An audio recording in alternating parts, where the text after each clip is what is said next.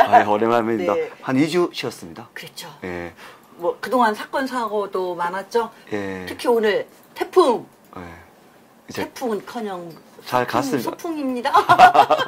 바람도 없고 비도 없습니다. 예. 온갖 호들갑은 다 떨어놓고 말이야. 정말 창피한 줄 알아야 돼. 벙커는 왜 들어갔대요? 와, 딴 거보다 너무 좀 했던 게 아침 일찍 휴게를 내는 거는, 야, 이거 좀. 아니, 그래요. 휴교령 어제 내렸다. 예, 어제 내렸는데, 그러면 이게, 물론 뭐 유비무환은 좋은데, 그래 휴게를 내리면 맞벌이 부부의 자식들은 또 힘들지 않습니까? 뭐 어린이집이고 뭐 난리가 났더라고 오늘. 그러니까요. 그렇죠. 하여튼 웃지 못할 21세기의 뭐 IT 국가, IT 강국이라면서요. 웃지 못할 사건이 하나 있었고요. 네. 그다음에 또 이제 몇 가지 소식을 시작하기 전에 좀 네네. 전해드리고 싶겠습니다. 예. 오프라인에 이승만 카페가 생겼어요. 아, 잘 만들었던데요? 네. 온라인상에 제가 봤는데 너무 깔끔하게, 그리고 검색이 참 잘 돼 있다는 걸 느꼈습니다. 그게 보니까 검색 기능이. 아니 그거 말고 온라인이 말고 오프라인. 아, 오프라인에. 네. 아, 저는 네. 그러니까 오프라인 카페, 이승만 카페인데 거기서 커피도 마시고 차도 마시면서. 위치가 어딘가요? 그게 김포예요. 아, 김포에. 김포 하군리라고 예. 옛날에 전원일기 촬영했던 네. 그 동네 쪽이라고 하더라고. 나도 처음 가봤는데 네네. 그 젊은 학부형이 그걸 그렇습니까? 만들었어요. 예, 그래서 젊은 분이. 이승만, 박정희 관련 책들도 있고 네. 거기에 이제 이렇게 사진 같은 것도 전시해 놓고 근데 와서 차 마시면서 관련된 책도 볼 수 있고 그러니까 북카페죠. 네.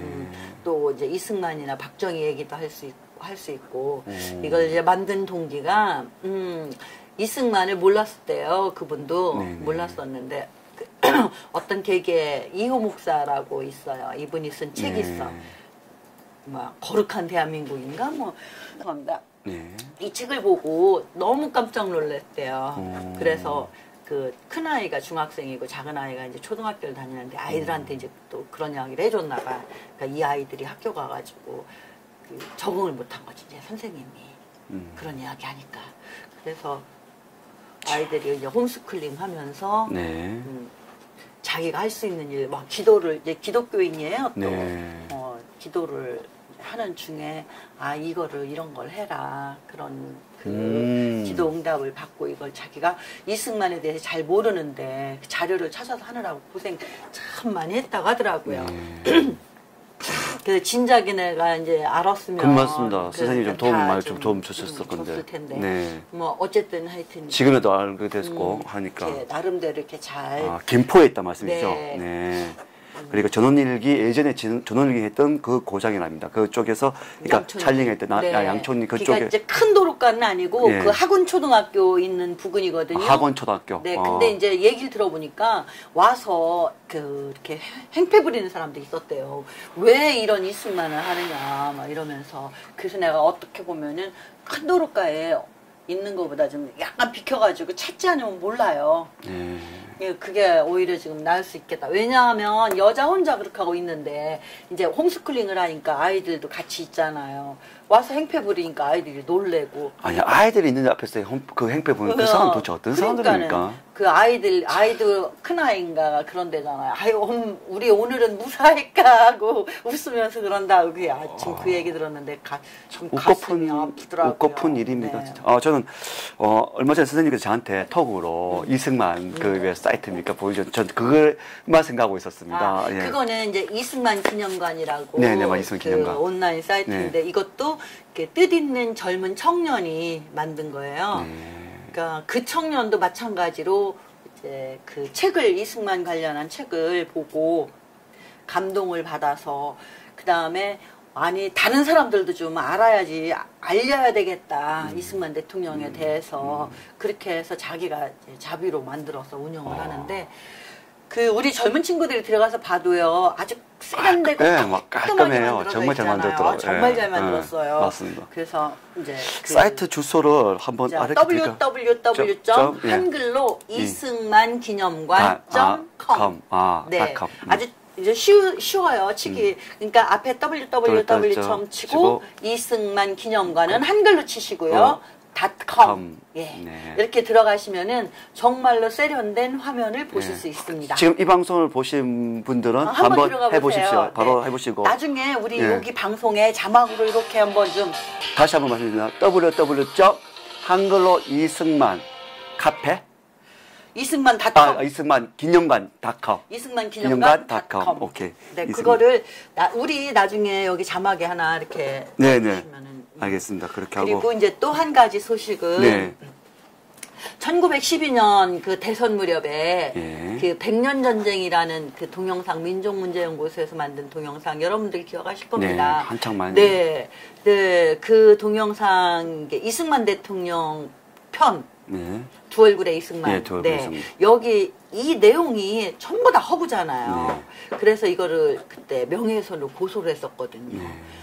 정말 오래됐는데 이제 판결. 작년에 우리가 11가지인가를 그 죄목을 찾아가지고 했는데 다 기각되고 한 가지만 명예훼손으로 한 가지만 기소가 됐어요. 한 가지만요? 한 가지만. 11개 중에서? 네. 그런데 그 한 가지가 뭐냐면 그 맨액트법에 걸려서 뭐 이승만하고 김노디가 체포됐다는 머그샷 사진들 보신 기억날 거예요, 여러분들. 이승만 대통령과 김노디하고. 그러니까 미국의 범인들 세워놓고 용의자 세워놓고 사진 찍잖아요. 키 몇 센치 이렇게 이제 머그샷이라고 하더라고요.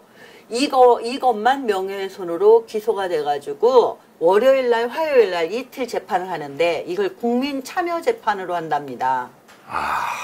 그래서 월요일 날은 뭐 배심원 말하자면 배심원을 뽑고 어쩌고 해서 뭐 우리한테는 중요한 일이 아니고 형사 재판이니까. 원래는 검사가 정말로 변호사 맞대응해서 머리 터지게 싸워서 우리 측에 유리한 그 배심원도 선출해야 되잖아요. 네, 그렇죠. 근데 뭐 검사가 그럴 일이 있겠습니까? 그리고 이제 중요한 거는 그 다음날 28일 날 아침 9시부터 하루 종일 재판을 하는데요. 서울지방법원 서관 311호.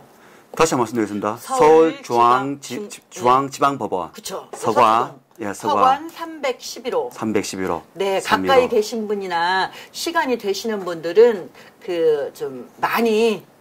28일이면 화요일인가요? 화요일이요. 화요일이죠. 28일 화요일 아침 9시부터 네. 하루 종일 한답니다. 그러니까 꼭 가셔서 가까운 분들 가셔서. 이인수 박사님께서 11시에 이제 원래 이제 고소인이 이인수 박사님으로 돼 있잖아요. 그 가족이 명예훼손으로 고소해야 되니까. 그래서 11시에 아마 뭐 진술하시나요? 하시고 참고 마지막 그리고 이제 우리 측 증인들이 이제 많이 나가서 이제 증언하고 하는데 아무래도 이게 그러니까 시민 참여 재판이다 보니까 우리 쪽 사람들도 좀 많이 있어야 판사라도 왜곡된 거 여론이 그렇죠. 그래서 시간 되시는 분 그 근처에 가까이 계시는 분들 좀 많이 참석을 해주시면 감사하겠습니다. 오늘 이 방송 자막은 2가지 나와야 되겠습니다. 하나는 북카페와 또 기념관, 3개가 나있네. 3개 하고 하나는 이제 화요일 날 재판. 네.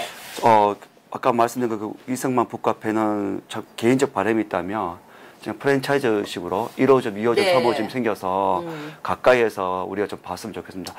제가 선생님 아까 말씀하셨는데 이 독립정신, 이승만 독립정신 사실 지금 이 방송을 보시는 젊은 분들한테 말씀드리고 싶은데 함부로 이승만 대통령에서 폄하하지 마십시오. 이제 제가 왜 이 말씀드리냐면 책을 보고 적어도 이 책 한 권이라도 다 보고 난 뒤에 저들의 얘기를 듣고 판단하십시오. 왜 이 말씀을 드리냐면 태극기 집회에 젊은 분들이 오십니다. 어떤 분들이 오시냐면 태극기 집회? 네, 태극기 집회. 터키라서 깜짝 놀랐습니다. 태극기 집회인데요. 제가 경상도 발음이 혀가 좀 짧아서 그렇습니다. 죄송합니다.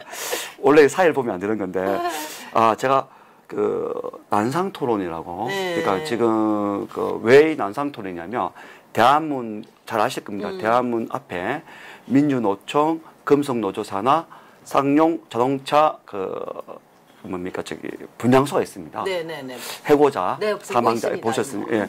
항상 예. 그래서 그 시간에 그네들이 6시에 이제 민중 집회를 한답니다. 그러면 이제 우리 여기 계신 선배들 어르신들이 그 민중 집회를 보고 또 가만히 있지 않고 또 분노하실 수 있으니까 그래서 우리가 그걸 방지하는 차원에서 또 하나의 목적 뭐냐면 넥타이 부대들이 퇴근 시간이지 않습니까? 예. 지나가면서 민중 집회와 태극기 집회를 보고 누가 더 대한민국을 사랑하는고 아끼는지 보라고 얘기한 겁니다.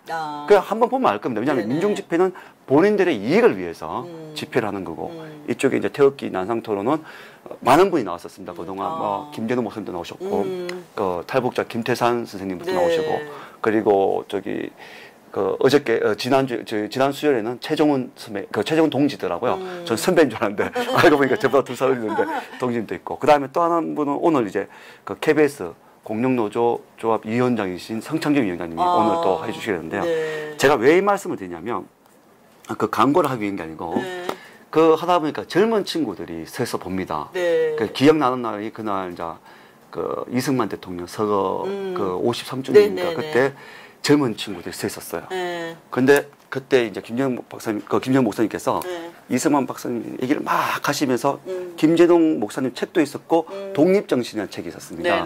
요 책 말고 비봉 출판사입니까? 그 나온 두꺼운 책이 있었는데 그 책들이 이제 선배님들이 이제 이쁘니까 그냥 본인들이 사서 준 거예요. 젊은 친구들한테 이걸 읽어보고 올바른 판단을 하라. 그런데 그 중에서 상당히 이 아리따운 아가씨가 나오셔가지고 요즘 태극기 집회에 나옵니다. 왜?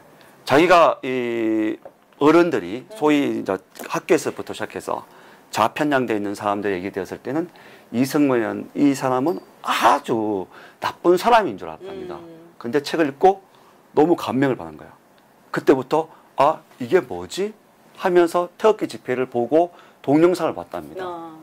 그리고 용기를 가지고 나와서 지금 구호도 아주 이쁘게 외치고요. 막 아주 씩씩하게 외칩니다. 그래서 제가 이 우리 그 비봉 출판사의 책은 좀 두껍고 또 지루할 수도 있고 또 디테일한 내용은 있어서 좋을 수도 있는데 지난번에 우리 한 3주 전에 방송했나요? 네. 김 교수님께서 사신 얘기가 청소년을 위한 독립정신이라고 하고 싶었다고 하셨었어요.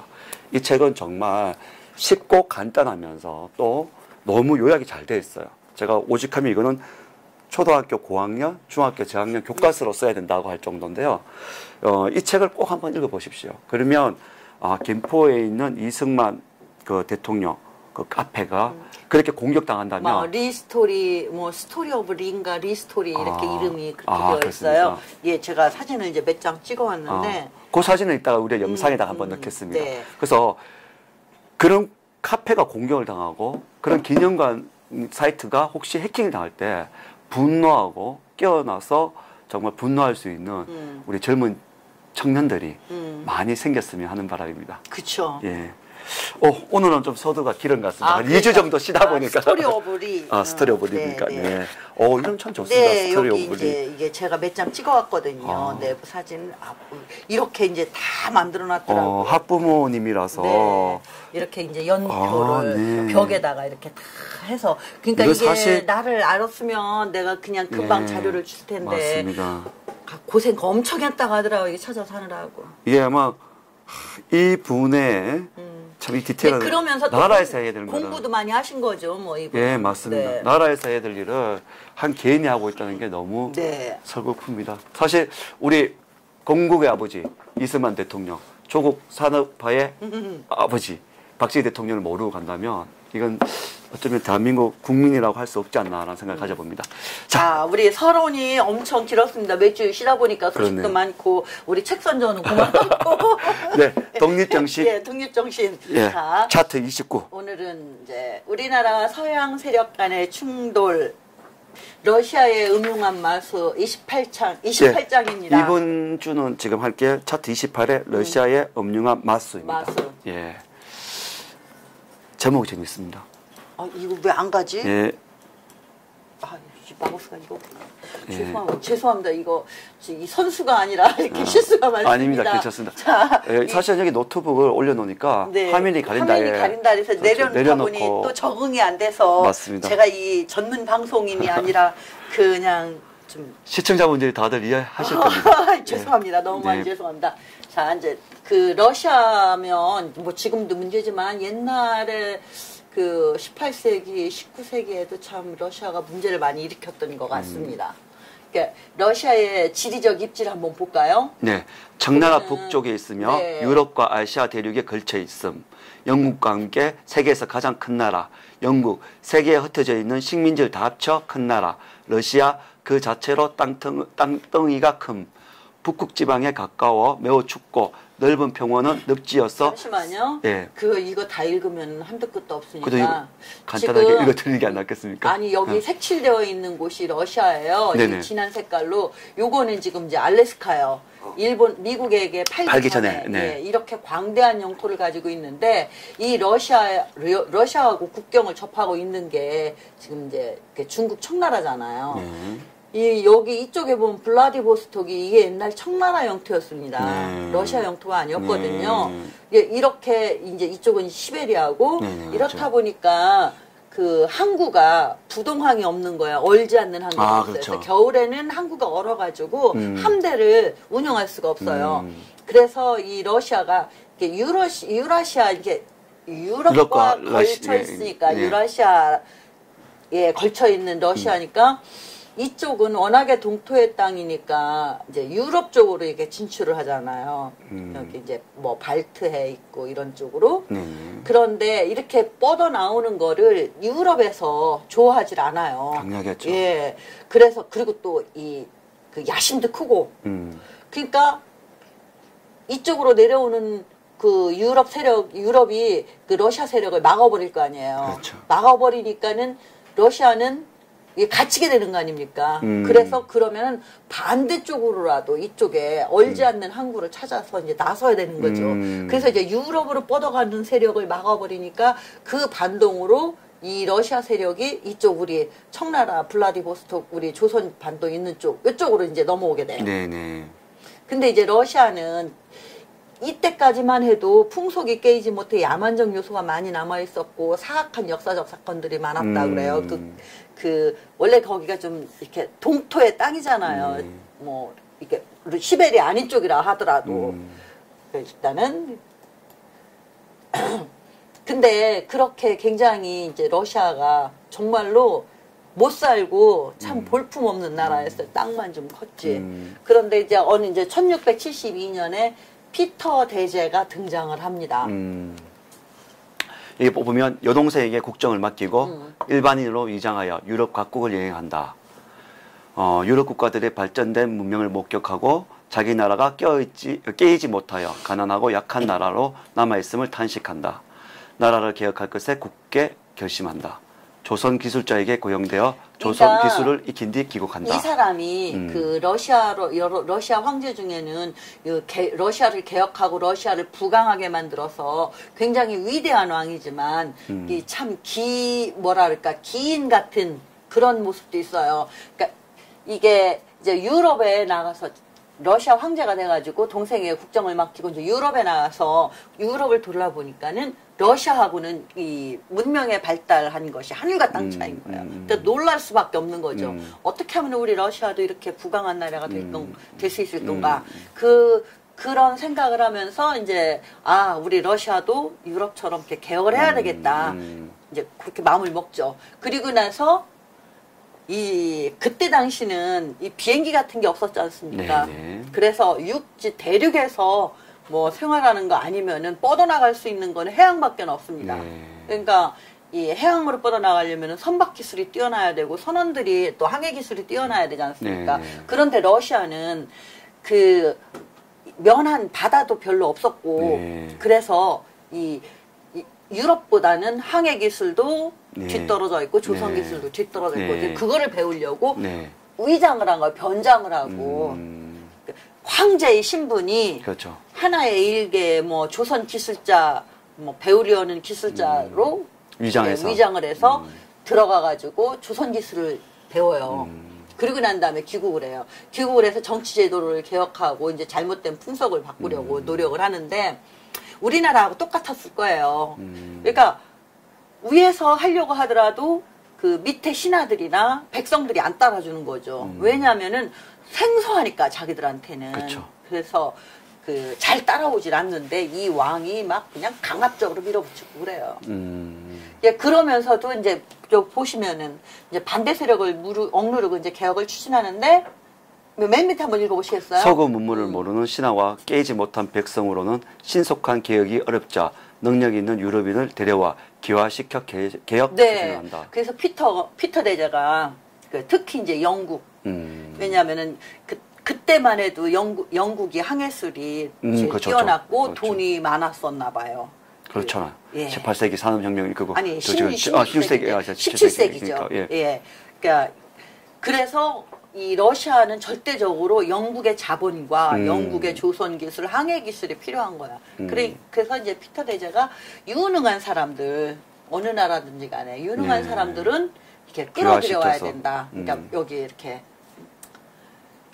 이제 그 당시에 보면 그 피터 대제가 이 재임 중에 러시아의 상황을 보면 평민 신분이라도 대우받는 사람들은 모두 백인이고 이제 하층 백성들은 살색이 황색이고 그러니까 이 러시아 보면은 여러 민족이 섞여 있잖아요. 그렇죠. 많이 섞여 있잖아요. 이제 그렇고 그래서 여기에도 그 인종적인 차별들이 심했었나 봐요. 이제 그러다 보니까는 피터 대제 업적은 크지만 백성들은 이제 원망을 한 거죠. 막 강압적으로 한 대다 대고 저희 인종적인 차별까지 있고 하니까 그게 잘 사는 사람은 잘 살게 되고 이제 피부가 좀 흰 백인들은 잘 살게 되고 그게 그 백인들이 뭐 러시아 사람들도 있겠지만은 아까 얘기한 그 피터 대제가 외국의 유능한 사람들 귀화시켰죠. 예, 여기 보면은 그런 사람들이 들어와서 이제 여기 정착을 해서 귀화해서 살면서 한 뭐 일가를 이룬다든가 이렇게 하면서 오히려 그 러시아의 농노들보다 더 우월한 지위를 갖게 되는 거죠. 근데 어쨌든 피터 대제가 이제 개혁을 해가지고 나라가 크게 발전해서 이제 강대국이 됐잖아요. 그런데 이게 피터 대제는 자기네 나라만 강대국을 만들면 좋을 텐데 그러다 보니까 이제 욕심이 생기는 거예요.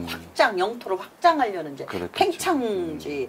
근데 그게 그때 이후로 지금까지 러시아의 그 팽창주의는 변함이 없잖아요. 팽창야욕 같은 거는. 그래서 이제 그러한 방향으로 부단히 노력을 하는데 그 피터 대제가 좀 일찍 죽는 것 같잖아요. 네, 맞습니다.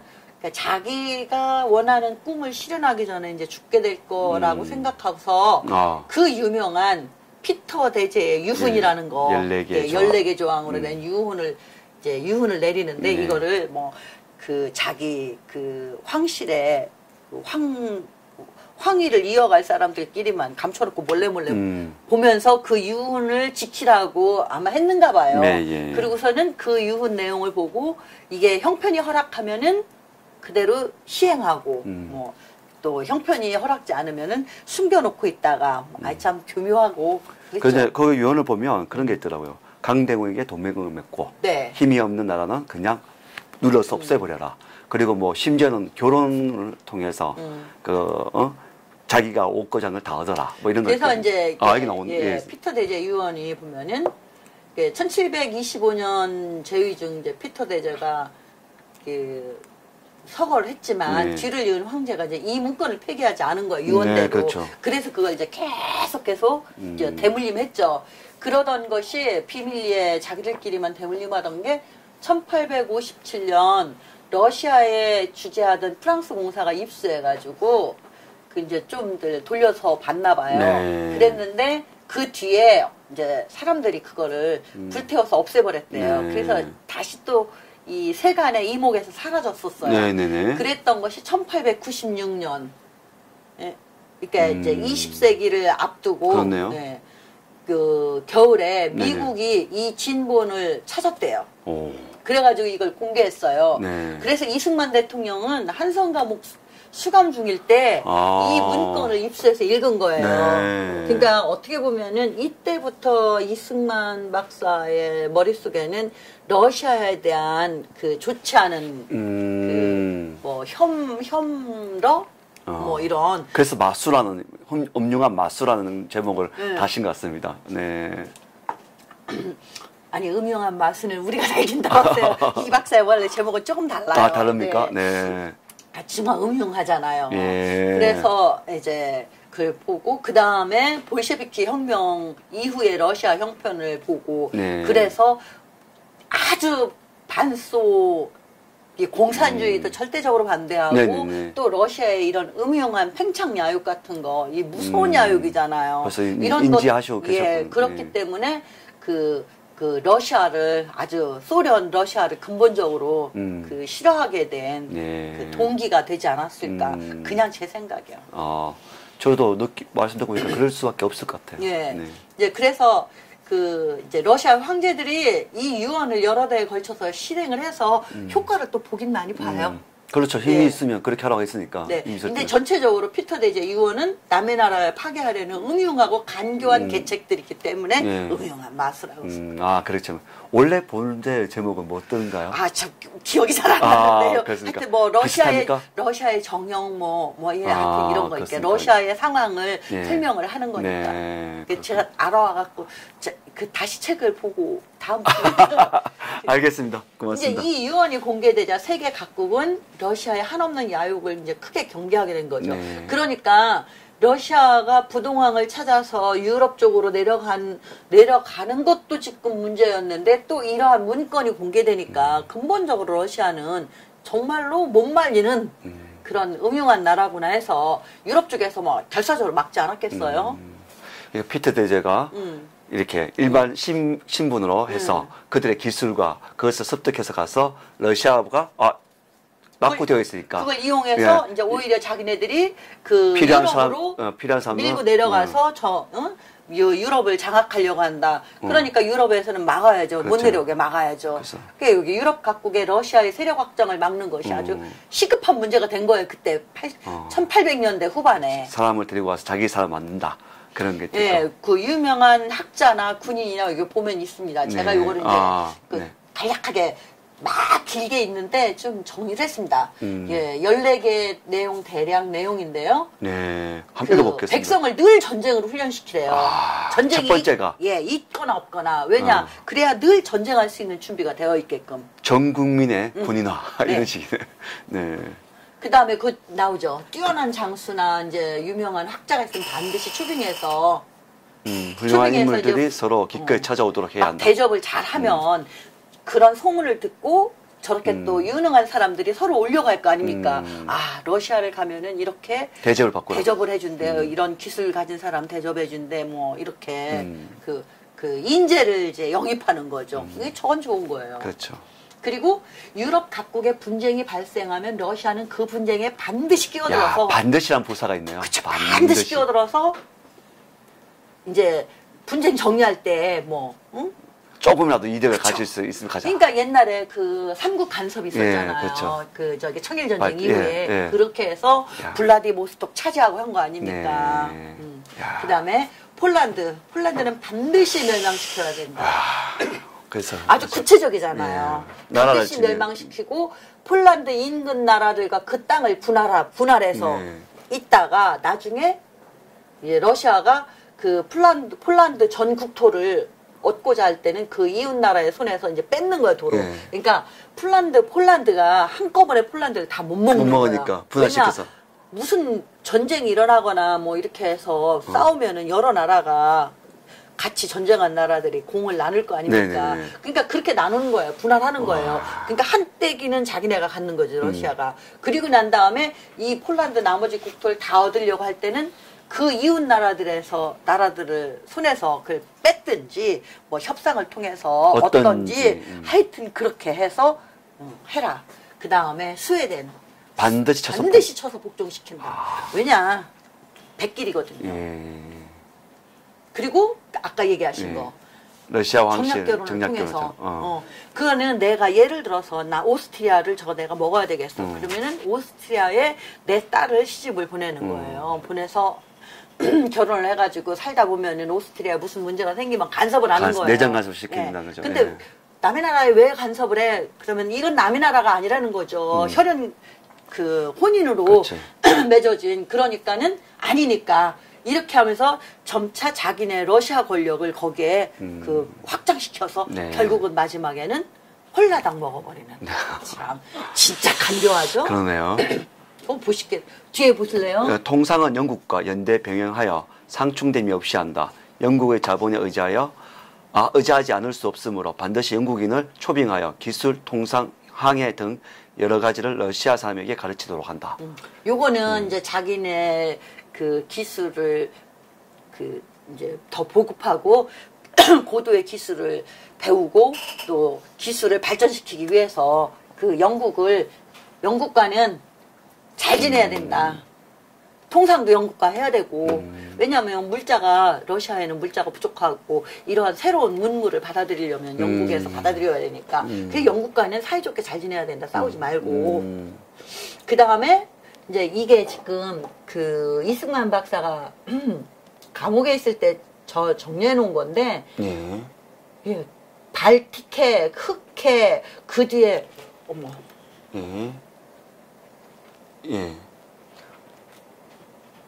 죄송합니다.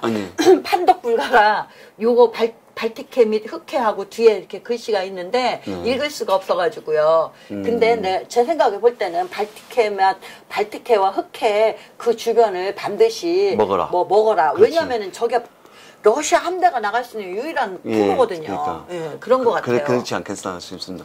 그 다음에 이제 여기 그 9번째 강기 이것도 뜻이 뭔지 모르겠어요. 근데 걸로 진출해야 된대요.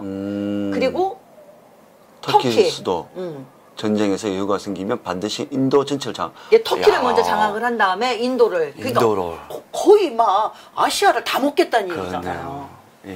그 다음에 이제 그 10번째 오스트리아를 돕겠다고 하면서 이제 그 오스트리아하고 독일하고 다 거의 같은 그 독일어권이었잖아요. 그런데 이제 게르만 이제 우리 게르만이라고 하는데 그 독일은 게르만족들이 있었으니까 이 오스트리아하고 약간 좀 다른가 봐요, 민족이. 그래서 오스트리아하고 게르만하고 이거를 이제 싸움을 시키는 거예요. 싸움을 시켜가지고 그 서로 게르만 제후가 이제 오스트리아에 반기를 들게끔. 그때는 이제 오스트리아가 다 통치했었잖아요. 그러면 이제 그 안에서 이렇게 이간질 시키는 거예요, 말하자면. 그 이간질이죠. 나오는 거. 그렇게 해가지고 차지하는 거예요. 여기 이제 11번. 터키가 유럽에 가지고 있는 속지. 터키를, 그때는 오스만 터키잖아요. 그래서 굉장히 많이 유럽을 갖고 있었잖아. 그걸 이제 핍박을 해서 속지를 뺏고, 그 다음에 내쫓는 거예요. 반드시 터키를 쫓아내라. 네. 발을 못 붙이게 하라고 하시네. 그 다음에 여기 밑에 이제. 히랍교인, 동방정교인이라고 그리스 계통이요. 우리 저기 지금 중동 쪽에. 중동 그리스. 그래서 거기에 히랍 정교인으로, 그러니까 한가리나 터키, 폴란드에 그 히랍 교인들이 좀 살았었나 봐요. 이제 근데 그 사람들을 도와주라 이거야. 왜냐하면은 그래야 그 사람들이 이제 나중에 러시아하고 그 무슨 문제가 생겼을 때 그 사람들이 그 안에서 이제 동조 세력이 된다. 그쵸. 분란 세력이 되는 거야. 그러니까 한가리나 터키나 폴란드의 정부에는 반대 세력이 되는 거고 결국 그게 러시아로서는 동조 세력이 되는 거고 아주 정말로 간교하기가 짝이 없어요. 저것을 숨겨서 대대손손 왕들을 보고 있었다니 참. 그러니까는 얼마나 이게 소름 끼치는 일이에요. 그 다음에 이제 여기 스웨덴, 페르시아, 폴란드, 터키 제국이 전부 러시아에 복종하고 발틱 해와 흑해가 서로 통일하는 해로가 되어 러시아가 차지하게 되면 러시아는 먼저 프랑스를 향해 천하를 공평하게 양분하자고 제의한다. 프랑스가 허락하지 않으면 오스트리아에 제의해서 오스트리아가 동의하며 협력하여 프랑스를 멸망시키고 곧 병력을 이동하여 오스트리아도 멸망시킨다. 그러니까 한마디로 님도 보고 뽕도 따겠다는 거예요. 중간에서 이간질 시켜가지고. 그리고 이제 마지막으로 프랑스와 오스트리아 두 나라가 모두 동의하지 않으면 두 나라 사이를 이간질 시킨다는 거예요. 이간질 시키면 자기들끼리 싸울 거 아니에요.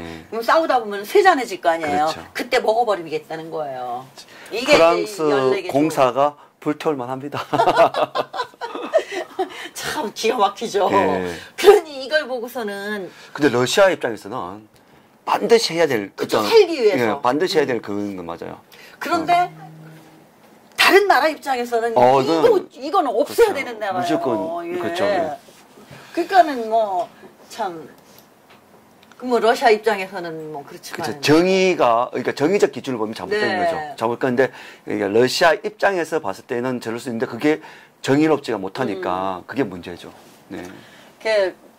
근데 이제 그 러시아 세력을 이제 그 유럽에서 이렇게 확장을 저지하기 위해서 벌어진 전쟁 중에 하나가 이 크리미아 전쟁이잖아요. 네. 여기 유명할 여러분도 아실 거예요. 나이팅게일 네. 그 유명한 간호사 나이팅게일 나오는 그 활약했던 크리미아 전쟁. 러시아와 터키, 영국, 프랑스, 뭐 사르디니아 연합군 간에 벌어진 전쟁인데 이제 흑해상 해전 육지에서는 그러니까 해전도 벌어지고 흑해에서 해전도 벌어지고 육지에서는 이제 크리미아 반도에서 이게 그 육상 해상 전쟁이 같이 일어난 거죠. 네. 어마어마한 인원이 죽었어요. 연합국 측이 35만 명, 러시아만 22만 명의 전사자가 발생했어요. 그러니까 저 때도 지금 러시아 하나 놓고 터키, 영국, 프랑스, 사르디니아 연합군이 싸운 거 아니에요. 네네네. 그러니까 지금 이 나머지 네 나라는 다 러시아의 적이야. 아까 그렇죠. 14개 위원회도 다 예. 지금 없애야 되나? 영국만 빼놓고는. 다 예. 그러네요. 네. 근데 그때 당시는 영국이 이제 이쪽 편이 아니라고 생각을 했던 거죠. 그래서 피터 대제 때는. 그렇겠죠. 예. 그래서 이게 이제 1856년 3월 30일 파리 강화 조약이 체결되면서 전쟁이 끝나죠. 그러니까 1차 대전 이전에 있었던 전쟁인데 이것도 어마어마한 전쟁입니다. 그러네요. 인명피해로 보면 35만 명, 22만 명이. 그러면 도합 얼마입니까? 57만 명인데 네. 이거는 이제 그 전사자 군인만 이야기지 그렇죠, 이 민간. 전쟁으로 해서 부수적으로 민간인 피해는 또 얼마나 컸겠습니까? 네. 그러니까 요즘 전쟁과 달리 예전에는 전쟁이 일어나면 군인들만 이렇게 살상되는 게 아니라 민간인들도 상당히 많은 그렇습니다. 뭐 보급돼야 되고 민간인 이제 이제 전쟁 결과에 러시아가 흑해 함대를 배치할 수 있는 권리를 잃게 돼요. 네. 그러니까 완전히 이제 막혀버리는 거예요. 그러네요. 내려가는 백길이. 그리고 크리미아 반도에서 영향력을 상실하게 되고 그 다음에 서양 각국을 위협할 수 없게 되고 네. 완전히 이제 차단됐으니까. 그냥 우리 아이들 말로는 그냥 깨갱돼버린 거죠. 네. 러시아가. 그리고 이제 흑해 일대가 중립지역으로 선포되어서 보스포러스 해협하고 다다넬스 해협, 이제 터키 있는 데잖아요. 네네네. 여기 통상상의 자유항행은 인정하지만, 그러니까 군함의 통과는 일체 금지가 되는 거예요. 네. 그러니까 러시아는 그냥 통상을 위해서 보스포러스 해협이나 다다넬스 해협을 이용할 수 있지만 네네. 이 군대는 일절 움직일 수 있는 곳이 없는 거예요. 그러니까 완전히 그 포위가 돼서 그러네요. 갇힌 거죠. 맞습니다. 그러니까는 우리 동쪽으로 눈을 돌릴 수밖에 없는 거죠. 왜냐하면은 자기들도 생존을 위해서. 그렇죠. 이제 그렇게 해서 아시아를 장악을 하기 위해서 러시아가 이제 음모를 또 꾸미잖아요. 예, 아까 설명하신 대로 유럽으로 진출할 수 없게 돼서 이제 우리 동쪽으로 눈을 돌리고. 근데 그때 당시에 우리 그러면은 이 아시아의 상황은 어땠습니까? 청나라, 그렇죠. 일본 빼놓고는 우리 극동아시아 조선. 쪽은 조선과 일본은 아니 조선과 청나라는 깜깜한 절벽이었죠. 그러니까 아시아 장악을 위한 러시아의 음모. 예. 아까 얘기한 것처럼 이제 유럽이 막히니까 우리 동쪽으로 오죠. 네. 동쪽으로 오는데 그 당시에 우리 아시아, 극동아시아죠. 우리 지금 얘기하면 우리가 여기 상황이 어땠냐. 깜깜절벽이었어요. 일본 빼놓고는. 그러니까 일본은 일찍이 개항을 해서 그렇죠. 서구 사회를 봤기 때문에 이 서구 세력이 동쪽으로 우리 있는 아시아 쪽으로 밀려온다. 그러니까 우리가 힘을 합해서 얼른 개항을 해서 막아야 된다. 저 밀려오는 세력을 막아야 된다. 그게 일본이 계속 했던 얘기거든요. 네네, 맞습니다. 그러니까 조선 니네도 빨리 개항을 해서 새문물, 신문물 받아들여서 우리랑 힘 합쳐서 우리 이 동쪽으로 밀려오는 그 서양 세력을 막자. 그게 동쪽으로 밀려오는 서양 세력이라고 해야 러시아죠. 러시아 세력이죠. 그리고 청나라한테도 그러고. 그러는데 청나라나 조선은 그걸 귀 넘어도 안 듣는 거예요. 그러니까 일본 혼자 이제 동동동동거리죠. 어떻게 보면 우리의 식민지 청나라에 저렇게 정말 오합지졸이 돼가지고 서양 세력이 와서 다 그냥 응? 알짜만 빼먹고 결국은 나중에 공산화되고 이게 다 우리 스스로 자업자득이에요. 우리 스스로 불러들인 거예요. 그때 일본이 그렇게 얘기할 때 얼른 그때라도 우리가 개항하고 서구 문물 받아들여서 막 발전하고 이랬으면은 저런 일이 있었을까요? 네. 그 유럽에서 서양 세력이 볼 때 얼마나 한심하겠어요. 야 이건 정말 여기 이 박사도 그랬어요. 고기 덩어리에 불과하다랬잖아요. 네. 모험직스러운 고기 덩어리. 그러네요. 그러니 유럽 그러니까 뭐 영국이나 이쪽에서 봐도 그런데 러시아가 볼 때는 정말 사면 초과에 있는 러시아가 볼 때는 이제 아주 군침 흘릴 수 있는 먹잇감이죠. 그렇죠. 부동항이 있고. 네. 지금 딱 그러네요. 네. 우리 자유우국주의 운영은 뭘 막아야 된다. 일본처럼 야 이러면 안 돼, 이러면 안 돼, 이러면 안 돼 하지만 저쪽 계속 비상식적인 얘기들을 네. 막 내놓지 않습니까? 네, 참 그러니까 역사는 반복된다고 하잖아요. 정말 답답합니다. 그러니까 저게 이제 1860년에 이제 유럽 진출이 막힌 러시아가 제2차 아편 전쟁 중재자 아까 14조에 나오죠. 14개 항에 나오잖아요. 꼭 남의 분쟁이 끼어들어라. 반드시 끼어들어서 발 하나 딱 얹어서 한 조각이라도 먹어라. 네. 그렇게 자처하면서 베이징 조약을 맺어가지고 여기 있잖아 블라디보스톡을 차지한 거예요. 네. 그래서 아까 거기 처음에 지도 보여드린 거에는 네. 블라디보스톡이 청나라 형태였잖아요. 그런데 이 청나라가 얼마나 웃기는 나라냐면은 땅덩어리는 그렇게 넓은데 자기네 국경이 어디까지인지를 모르는 거예요. 아, 네, 맞습니다. 이걸 그렇게 웃기게 뺏긴 거야, 이 땅을. 러시아가 야 니네 나라는 여기까지잖아 막 우기니까는 그런가? 세상에 이런 그게 무슨 일이 아니에요. 우리 조선도 그랬을 거니까. 당연하죠. 자, 그렇게 해서 뺏겨요. 네. 그러니까는 이제 아이고 우습게 보는 거죠. 저거 참 그렇죠. 그냥 가서 말 한마디만 하면 딱 하나 가져왔으니까. 그러니까는 영국이 막 들어와가지고 뭐 아편 전쟁 1, 2차 전쟁 나오잖아요. 옛날에 영화 본 기억이 있는지 모르겠어요. 난 북경에 뭐 하루인가 뭔가 딱 국민학교 때 그 아편 전쟁 영화나 본 기억이 네. 있어요. 다 도망가고 하는 거. 네. 그렇게 우습게 보고서는 저기 하는데 그때라도 이 청나라나 우리 조선이 좀 깨어났으면 네. 좀 덜 할 텐데 거짓말만 수도 없이 하는 거야. 그러니까 청나라나 우리나라나 맨 거짓말만 하는 거야. 거짓말로 통치하고 거짓말로 백성들을 다스리고 그 외교를 하면서도 거짓말로 외교하고. 지금 딱 고맙습니다. 예. 그러니까 오죽하면은 그 외교관들이 본국에 보내는 편지에 보면은 조선은 맨날 거짓말을 너무 많이 한다. 또 그 옛날에 선교사들이나 또 외교관들이 와가지고 남겨놓은 책들 있지 않습니까? 네. 보면은 조선인들은 거짓말 너무 많이 한다. 더럽다. 근데 조선뿐만 그런 게 아니라 청나라도 그랬어요. 너무 그렇게 네. 지저분하게. 그러니까 심지어는 이렇게 이제 영국이 처음에는 와가지고 청나라에 우리가 통상을 하자 네, 그랬는데 청나라가 고집부리고 문을 안 열은 거 아닙니까? 네. 그래서 결국은 이제 막 아편 전쟁도 이렇게 아편을 들여보내가지고 근데 청나라에서 이제 아편을 그거 들어와서 보니까 이제 큰일 났어. 막 뭐 전부 다 아편들을 하고서는 이 엉망이 되고 그리고 돈이 막 청나라 은이 그러니까 대항은이라고 예, 이제 개선. 그게 막 빠져나가고 그러니까 네. 그걸 못하게 하니까는 영국이 쳐들어와 버린 거 아닙니까? 그런데 거짓말을 하는 거예요. 백성들한테는. 그 상황에서 영국 사신이 청나라 황제를 보러 가는 거예요. 그런데 그거를 영국인들이 한문을 모른다고 거기 술에다가 써서 붙여놓고서는 백성들한테는 영국 사신들이 우리 황제한테 아련하러 온다고 막 이렇게 세상에 그 다른 나라와의 관계에서 그렇게 거짓말을 해서 이렇게 통하게 했습니까? 그런 식으로 무지했어요. 청나라나 우리나라나.